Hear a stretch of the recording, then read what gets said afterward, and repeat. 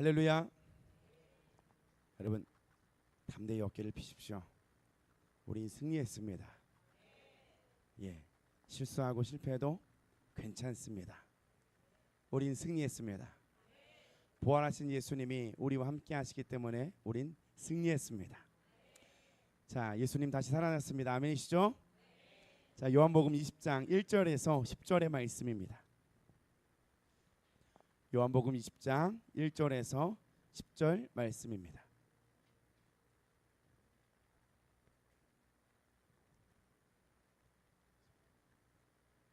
요한복음 20장 1절에서 10절까지 말씀입니다. 저와 한 절씩 교독하도록 하겠습니다. 안식 후 첫날 일찍이 아직 어두울 때에 막달라 마리아가 무덤에 와서 돌이 무덤에서 옮겨진 것을 보고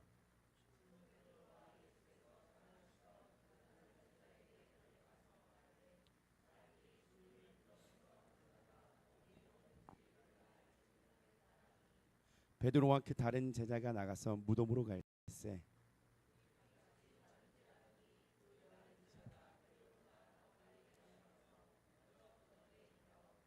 구부려 세마포 놓인 것을 보았으나 들어가지는 아니하였더니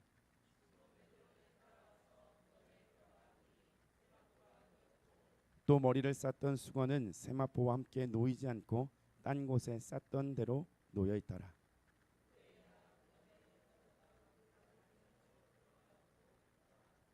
그들은 성경에 그가 죽은 자 가운데서 다시 살아나야 하리라 하신 말씀을 아직 알지 못하더라. 두 제자가 자기들의 집으로 돌아가니라. 아멘. 할렐루야. 여러분 행복하십시오. 이건 여러분 그냥 강요하는 게 아닙니다. 예수님이 다시 살아나셨음을 만나는 자에게는요 감사와 기쁨이 있어요. 세상이 줄 수 없는 그 평안이 우리를 소망으로 인도하십니다. 예수님께서 다시 사셨습니다. 예수님께서 죽음을 이기셨습니다. 예수님께서 살아나셔서 생명과 소망이 되어주셨습니다.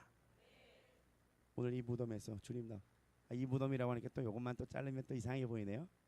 예, 무덤에서 나오셨어요. 광고 드립니다. 아까 드렸죠.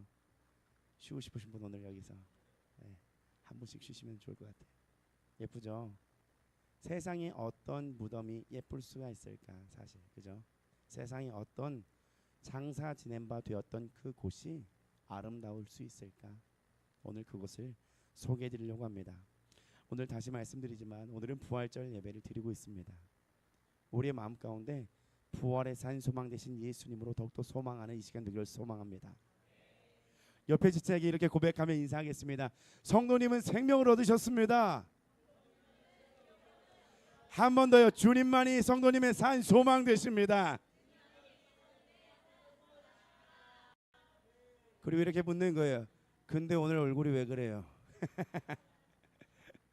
아니 소망 얻고 생명 얻었는데 오늘 표정이 왜 그러신 거예요? 자, 주님은 우리에게 생명 주시고 기쁨 주셨어요. 이거는 우리 크리스찬들이요 뭐 조증을 얘기하는 게 아니에요. 어떤 날은 막 고난 주간이라고 해서 막 울어야 될 것 같은데 어떤 날은 또 기뻐하라 그러고 조증의 신앙을 하라는 게 아닙니다. 그죠? 생명 안에 우리를 살리신 슬픔과 그리고 살아난 감격의 기쁨이 함께 있다라는 거예요. 기대감이라는 단어 다 아시죠? 기대감. 예. 어떤 일이 이루어지길 바라고 기다리는 심정이에요. 그 느낌입니다. 기대감을 품었던 적 있으십니까? 언제 있으셨어요? 오늘 살아계신 하나님께서 이 기대감이라는 단어를 생각나게 하시면서 저의 기대감을 어떤 일이 막 간절히 이루어지고 바랬던 사건을 한번 떠올려 보았습니다. 뭐 여러 가지가 있죠. 남자분들은 공감할 겁니다. 군대에 입대를 했을 때 어떤 기대감이 있으세요? 다시 들어갈까요 우리? 감을 잃으셔서 여자분들은 좀 공감 못할 수 있는데 남자분들 우리 다시 충성 이렇게 하는 거였나요? 예. 제가 군대 전역할 거나 좋습니다. 예. 다녀오셨어요? 제가 군대를 입대했을 때는요 입대를 하는 동시에 전역하는 날을 알게 돼요. 이미 들어가기 전에 계산하고 들어가요. 그리고 그날 기다려요. 손가락을 셀 수 있어요, 없어요? 셀 수 없어요. 근데도 기다립니다. 입대하는 동시에 휴가 생각이 아니라요, 전역을 생각하게 돼요. 근데 하루 이틀 좌로 굴러 우로 굴러 하다 보면요, 휴가가 그리워지고요. 그리고 그 소망이 점점 당겨져요. 그죠? 당장 오늘 비가 와서 밖에 나가지 않았으면 좋겠다. 점점 그 소망이 작아지게 되는 거죠. 처음에는 막 꿈이 원대예요. 빨리 나가고 싶다, 나가고 싶다, 전역 가고 싶다, 자유를 찾고 싶다. 야, 이제는 휴가라도 가고 싶다. 휴가가 뭐예요? 주말을 기다리죠. 저는 주말이 없었습니다. 강원도 양구에서 GOP 철책선 그 근무를 했거든요. 명절과 빨간 날이 가장 싫어요. 다들 쉬고 놀 텐데 민간인 한 명 구경할 수가 없습니다. 그래서 진짜 있습니다. 그 짬통이 이게 표준어인지 모르겠네요. 그 음식물을 갖다 버리면 멧돼지가 와서 이렇게 먹어요. 걔랑 대화해요. 많이 먹어. 명절에 그거 하고 있다니까요.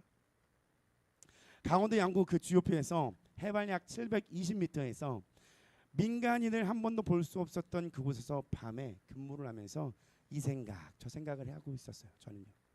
그날이 올까? 전역하는 그날이 올까? 다시 자유하던 날이 올까? 제가 처음에 휴가를 나갔다 왔습니다. 한 8개월 만에 9개월 만에 첫 휴가를 나갔습니다. 9개월 만에. 별로 놀라지지 않으시네요. 감을 잃으셔서 그래. 원래 보통 한 4개월이면 가지 않아요? 그죠? 9개월, 장로님 죄송합니다. 9개월 정도도 걸리셨을 것 같은데 9개월 만에 첫 휴가를 갔어요. 그때 스마트폰이 나왔어요. 스마트폰. 제 동기가 먼저 휴가를 갔다가 들어왔는데 그거 아냐고 저한테 그러는 거예요. 그리고 그거 아십니까? 막 그러는 거예요. 어떤 거예요? 스마트폰이 노래를 듣고 노래를 맞춰준대요. 그런 게 나왔대요. 다 뭐라는 줄 알아요? 다들? 에이, 아무리 세상을 변해도 우리 그런 건 속지 않는다고. TV가 안 나왔거든요. 스마트폰이라는 단어도 와서 스마트폰을 얘기하는데 스마트폰이 뭔지 몰라요. 똑똑한 핸드폰이 나왔는데 뭐 노래를 막 뻥치지 말라고. 그래도 여러분 그 날짜가 정해져 있습니다. 제가 5월 24일이 전역한 날이에요. 그 입대와 전역 날은요, 남자들한테 잊지 못하는 날짜예요. 생각나요? 아닌가요? 저만 그런가요? 감을 잃으셔서. 제가 전역하는 그 날짜가 정해져 있으니 그 날이 가까워질수록 소망을 품게 되더라고요. 야, 이제 곧 자유다. 우리 성도님들은 기대했던 일, 간절히 바라던 일이 있으십니까? 어떤 걸 간절히 바라셨어요? 반대로 이 간절히 바라던 일이 없었다는 건 뭐냐면, 기대감이 없다라는 건 실망감과 절망감을 넘어서, 그리고 아예 기대하지 않고 꼭 소망이 없는 것처럼 무감각해진 삶을 살아가고 있을 수 있다는 거예요. 만약 저에게도 전역하는 날짜가 정해지지 않았으면 언제 이곳에서 나갈 수 있을까 하는 실망감, 절망감, 그리고 점점 내가 무뎌지겠죠. 하루하루 그냥 넋을 잃고 그냥 살아갈 겁니다. 꼭 감옥에 갇혔던 요셉처럼요. 이처럼 여러분, 온 우주를 창조하신 하나님을 믿고 예수님의 살아계심을 믿는 우리에게 이 기대감이 없는 신앙은요, 죽은 신앙이에요. 기대감이 없는 신앙은 죽은 신앙이라는 거예요. 여러분, 부활절 1년에 몇 번 있어요? 2번 누구예요? 한 번이죠. 부활절은 딱 1년에 한 번 우리가 갖습니다. 우리가 예수님을 믿은 후에 교회에 출석하고 예배를 드리는데요, 지금까지 내가 부활절을 보낸 그 연수를 한번 생각해 보십시오. 그리고 교회에 나와 예배를 드린 횟수를 한번 생각해 보십시오. 10손가락에 이제 담을 수 없을걸요. 초대교회 시작했으면서부터도요. 오늘 사순절 지났고 또 고난주간이었고 슬퍼하라니까 좀 슬퍼해봤다가 어쩌다 보니 오늘 다들 막 기뻐하고 있네. 부활절이라네. 여러분, 그러면서 전혀 기대감이 없는 마음이 되시진 않으셨습니까? 다시 말씀드립니다. 우리 마음에 소망이 있냐는 거예요. 기대감이 있냐는 거예요. 예배에 부활하신 그 예수님께서 나를 만나 주실 거라는 기대감이요. 그 부활하신 예수님께서 나에게 생명 주실 것 같은, 주신다는 그 기대감, 소망이요. 있으면 그 소망은 도대체 여러분 어떤 소망이냐는 겁니다. 부활하신 예수님께서 40일을 있으시다가 하늘로 올라가시고 뭘 보내신다고 약속하셨어요? 보혜사이신 성령을 보내신다고 약속하셨습니다. 영원토록 너희와 함께 하신다라고 우리에게 말씀하셨고 약속하셨습니다. 요한복음 14장 16절 우리 함께 말씀 읽어보겠습니다. 시작. 내가 아버지께 구하겠으니 그가 또 다른 보혜사를 너희에게 주사 영원토록 너희와 함께 있게 하리니. 예, 보혜사 성령을 우리에게 보여주셨어요. 그러면 우리의 신앙이 그냥 무감각하고 그냥 메말라 버리고 그냥 이렇게 그냥 두실까요? 그냥 믿음의 영역이니까 경험도 없고 체험도 없고 너는 그냥 눈 감고 그냥 조용히 하고 믿고 그냥 따라와라고 하실까요? 아니요. 예수님은 우리에게 약속하셨습니다. 보혜사 성령을 보내시겠다고요. 주님의 살아계심을 믿는다고 하며 주님의 살아계심을 부인하지 않는다고는 하지만 내 안에 기대감이 없는 삶과 내 안에 기대감이 없는 예배, 전혀 소망이 없이 무력함으로 지내고 있지는 않으시냐는 거예요. 오늘 굉장히 분주하시네요. 네, 분주하십니다. 오늘 예수님의 살아나심이, 그 부활하심이 나의 영의 생명을 깨우고요, 땅에 묻혀놨던 나의 생각의 모든 기대감들이 다시 활짝 피어오르는 산소망 되신 예수님을 만남으로 기대감이 넘치는, 정말 흥분되어지는 그 인생과 삶과 예배가 되길 예수님의 이름으로 축복합니다. 성령을 통하여 깨어나시기를 예수님의 이름으로 축복합니다. 부활하신 예수님 그냥 1년에 한번 지나가는 이야기가 아니라, 형식적인 이야기가 아니라, 정말 나의 죄를, 사망을 다 가지고 들어가셔서 나에게 생명 주기 위하여 다시 살아나셨구나. 성령을 통하여 보게 되기를 예수님의 이름으로 축복합니다. 옆 사람에게 한 번 더 축복하겠습니다. 예수님을 만나세요. 부활하신 예수님을 만나십시오.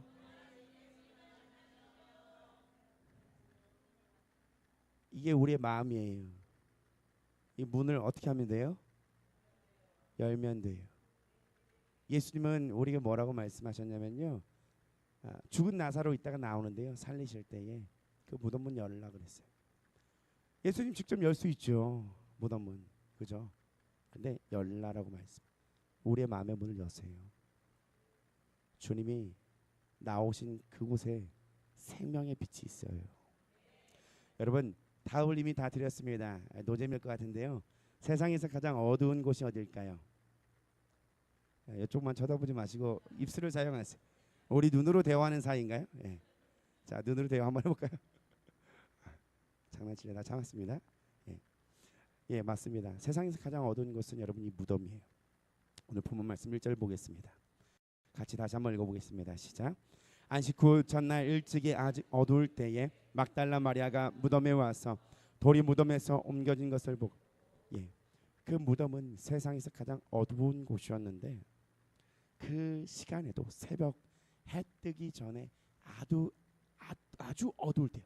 아직 어두울 때가 아주 어두울 때예요.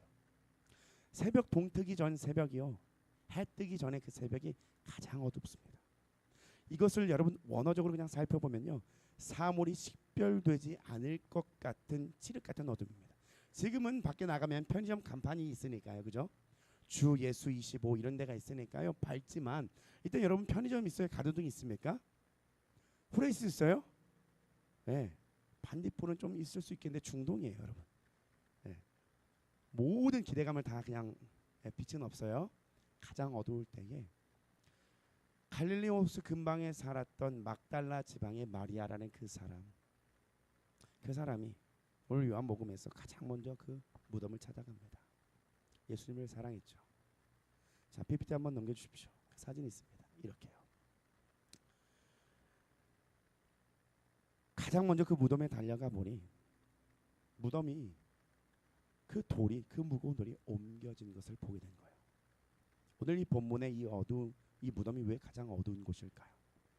십자가에서 세상의 모든 죄와 저주를 다 받으신 예수님께서 사망을 입으시고 죽음으로 향했기 때문에 다른 죽음은요 그냥 자연스러운 죽음이고 죄에 대한 죽음이겠지만 죄 없는 한 마리의 어린 양 되신 예수님이 우리의 모든 죄와 저주와 사망을 다 가지고 죽으셨고 그리고 그곳에 장사 지낸 바 되었기 때문에 그 어떤 것보다도 세상에 가장 칠흑 같은 어둠이었어요.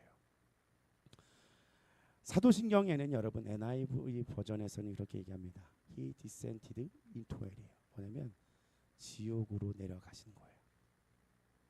장사 지낸 바 된 그 무덤은 아무도 날 찾지 않을 것 같은 어둠입니다. 여러분 밤마다 무덤가 가시는 분 계세요? 거기에 내 소망이 있다고 찾아가시는 분 계세요? 손 들려고 가시는 분이 계신 것 같은데 전사님 계십니까? 예, 없죠. 듣지도 않으시네요. 바쁘셔요. 철저하게 외면당하신 무덤이에요. 아무도 날 찾지 않을 것 같은 무덤이라고. 우리 그렇게 생각하잖아요. 이 일을 겪고 이 죄가 있는데 예수님 날 사랑하실까? 이 환경 가운데서 이 사람과의 어려움 가운데서 그가 나와 함께 할 수 있을까? 우린 마음의 문을 꽉 닫고요. 나를 사랑할 이 아무도 없다라는 그 생각에 갇혀 이 돌무덤에 갇힌 것 같은 우리의 마음을 갖고 있다는 거예요. 아무도 날 찾지 않을 것 같아. 철저하게 외면당한 것 같은 나. 근데 진짜 외면당하신 분은 예수님이세요.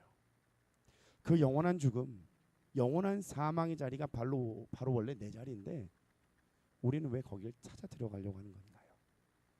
여러분 가지 마세요. 마음의 문을 열고요. 생명의 주님을 만나십시오. 로마서 4장 25절입니다. 같이 읽어볼까요? 시작. 예수는 우리 범죄함을 또한 우리를 위롭다 하시기 위하여 살아나셨느니라. 예수님은요 우리가 범죄한 것 때문에 자신을 내어주셨어요. 또한 우리를 의롭다 하시기 위하여 살아나셨습니다. 나를 의롭다 하기 위하여 가장 어두운 곳에서 살아나셨다고요. 그 어두운 곳에 여러분 들어가지 마세요. 이미 예수님이 그곳에서 나오셨다니까요. 본문 말씀 9절을 보니까요. 그들은 성경에 그가 죽은 자 가운데 다시 살아나야 하리라 하신 말씀을 아직 알았다 몰랐더라? 몰랐더라. 빈 무덤을 보고서 주님을 무덤에서 가져다가 어디에 두는지 모르겠다고 막 방황합니다. 마리아와 또 제자들이요. 본문 말씀 3절과 4절 한번 볼까요? 베드로와 그 다른 제자가 나가서 무덤으로 갈새 도리같이 다름질하더니 그 다른 제자가 베드로보다 더 빨리 달려가서 먼저 무덤에 이르러 무덤의 문이 열린 것을 막달라 마리아가 가서 전합니다. 그러니 두 제자가 그 무덤을 막 향해 뛰어가요. 생각해 보는 거예요. 그 영의 눈이 가려짐 속에 예수님을 향해 달려가는 그 기대하는 신앙은 없어요. 기대감은 없습니다. 예수님을 향해 달려가는 그 신앙 기대감 없어요. 그냥 이 일이 어떻게 된 일인가 그게 궁금하죠. 예수님 부활하셨죠.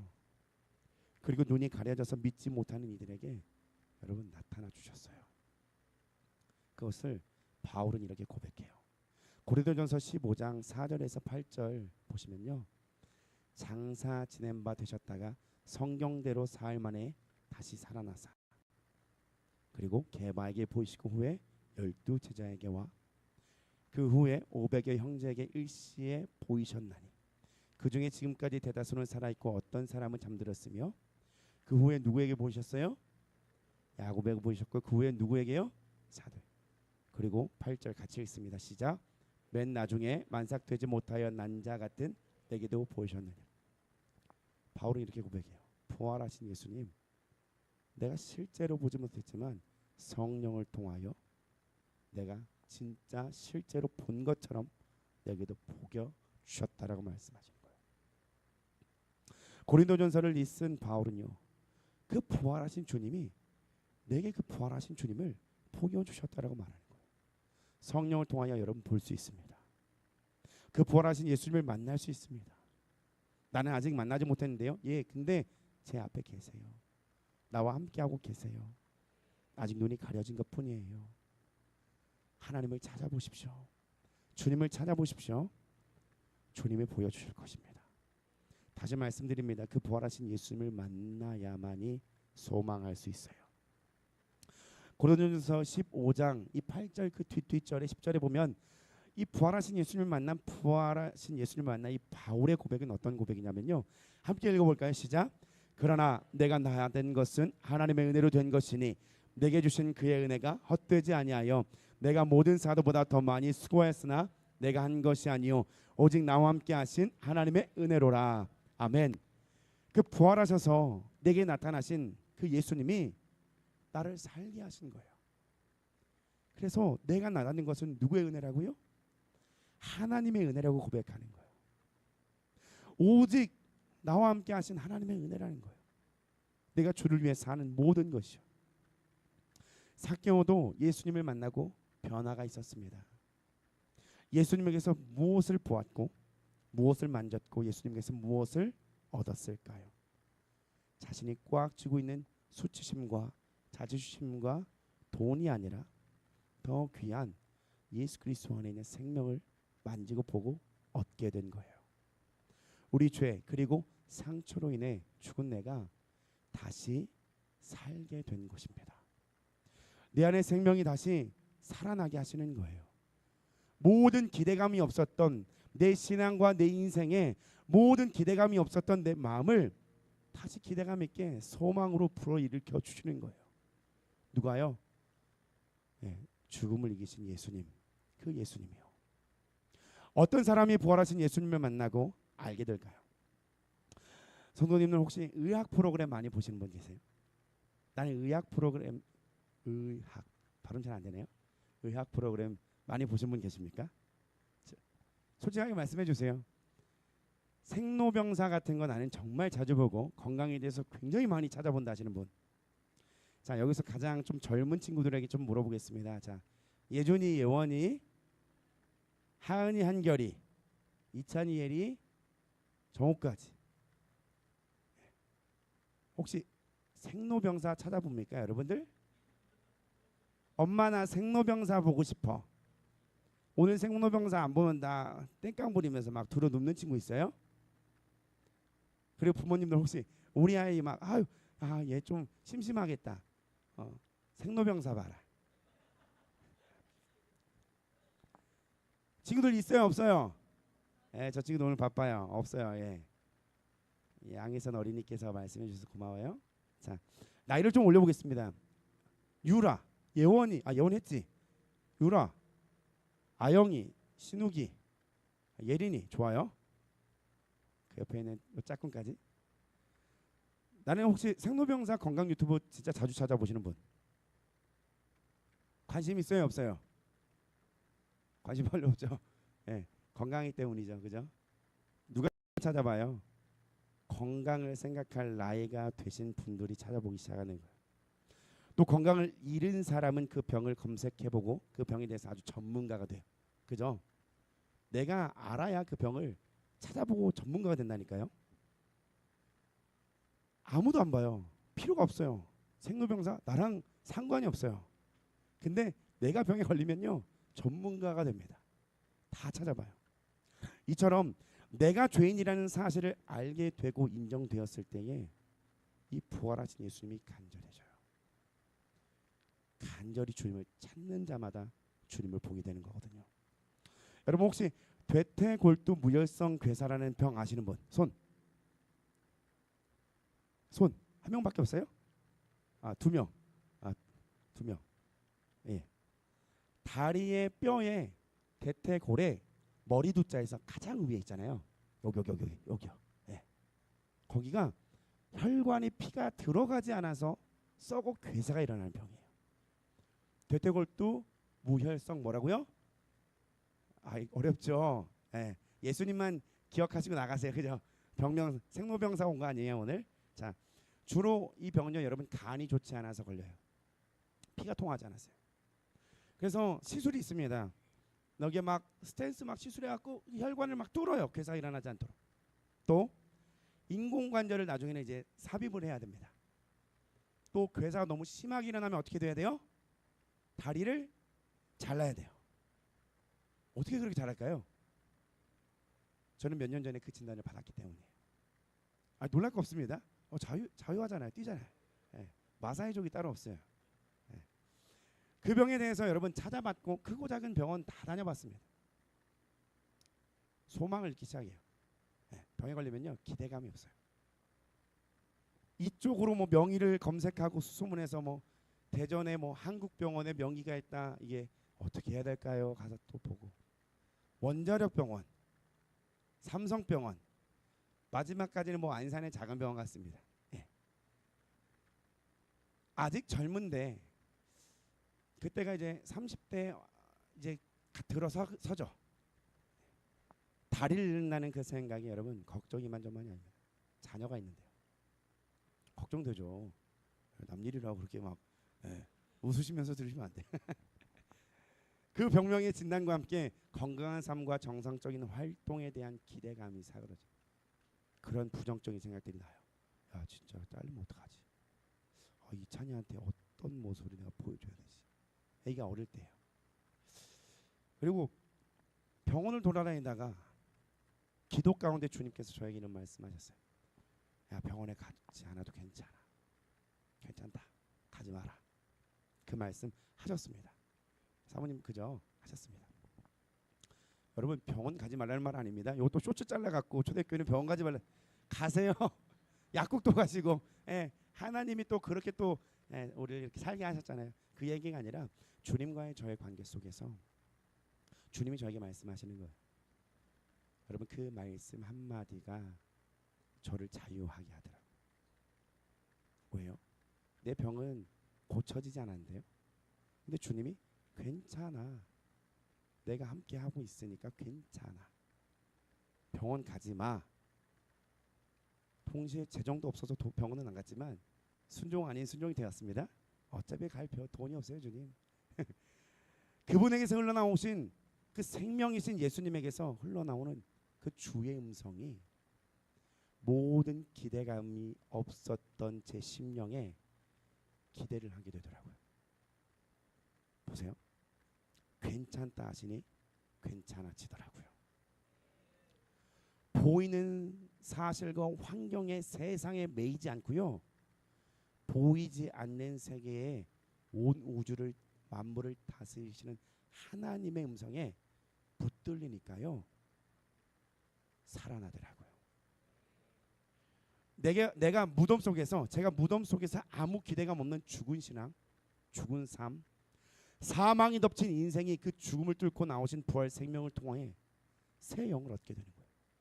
새 삶을 얻게 되더라고요.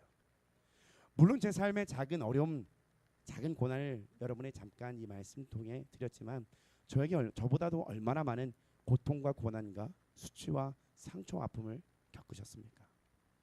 그리고 남들에게 말하지 못한 그 죄, 혼자만 하는 그 죄로 얼마나 속을 시름시름 끙끙 앓고 계시냐는 거예요.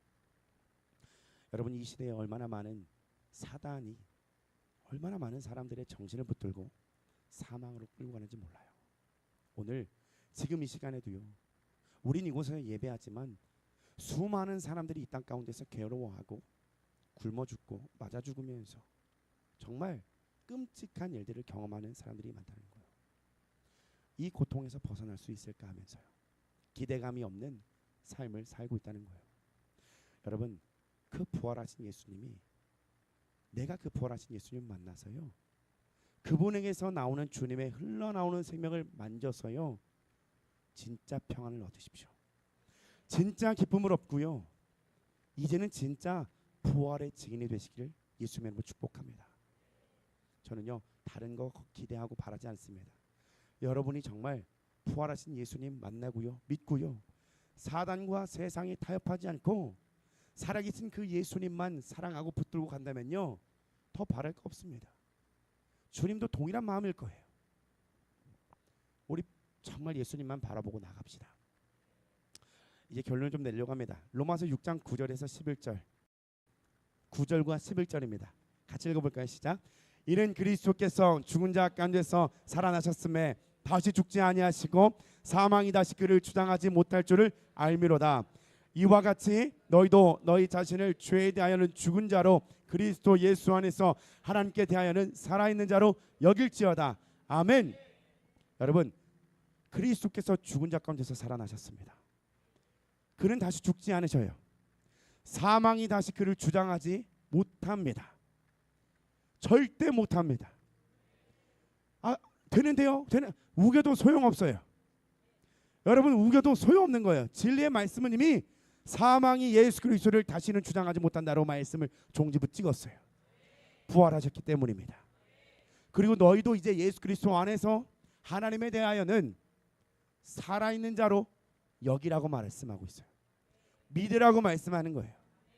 어떤 자가 믿을 수 있어요? 부활하신 예수님의 영이 열려 본 사람, 만난 사람요. 그 주님 오늘 갈망하고 가는 겁니다.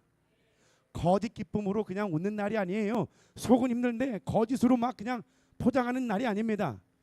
부활하신 생명 그 예수님이 나에게 기쁨 주실 것을 믿고 소망하고 기쁨을 선택하고 나가는 거예요. 그렇게 믿고 나가는 거예요. 주님이 이루신 것을 그냥 믿으시면 되는 거예요. 내 안에 슬픔이 올라오는데 이 슬픔 주님이 다 가져가실 걸 믿습니다. 주님 부활하셨습니다. 마음의 문만 열고요, 그 주님만 영접하십시오. 사망에 들어가신 그 예수님께서, 가장 어두운 곳에 들어가셨던 예수님께서 우리 마음 그 어두운 그 어떤 것도 들어가지 못하실 분이 아니에요. 그곳에 들어오셔서 나와 함께 하십니다.